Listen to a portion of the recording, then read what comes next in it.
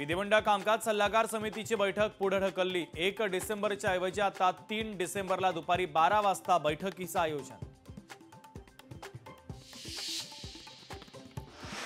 मुंबई महानगरपालिकेकडून दुबार मतदारांची तपासणी पडताळणीसाठी येणाऱ्या निवडणूक कर्मचारी आणि अधिकाऱ्यांना सहकार्य करा, पालिका प्रशासनाचं मुंबईकरांना आवाहन।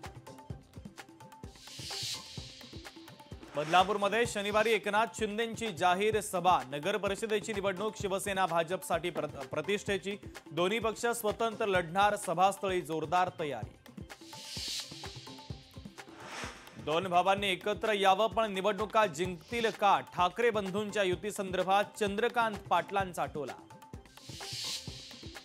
उदय सामंत यांची विजय वडेट्टीवारांना ऑफर। सिद्धराम म्हेत्रेंचा आदर्श घेऊन शिवसेना पक्षामध्ये यावं, काँग्रेसमध्ये काहीही शिल्लक नाही, उदय सामंतांचा सल्ला।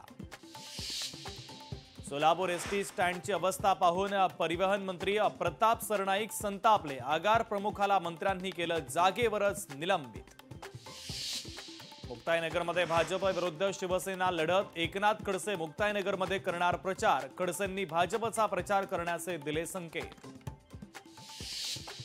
माझं डोकं गरम करू नका, माझा भाऊ पोलिसांमध्ये। पुण्यात पीएमपीएमएल बस चालकाचा मुजोरपणा, संबंधित घटनेचा व्हिडिओ झाला व्हायरल। अंधेर येथील शाळेच्या उद्घाटनाच्या वेळी श्रेयवादाची लढाई। शिलारांच्या भाषणादरम्यान काँग्रेस कार्यकर्त्यांचा गोंधळ।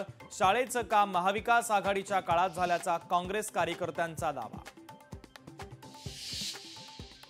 राजेश अग्रवाल राज्याचे नवे मुख्य सचिव। शासनाकडून आदेश जारी। 30 नोव्हेंबरला पदाचा पदभार स्वीकारणार। लोकशाही मराठी वृत्तवाहिनीला दादासाहेब फाळके आयकॉन पुरस्कार जाहीर। आज प्रदान केला जाणार पुरस्कार।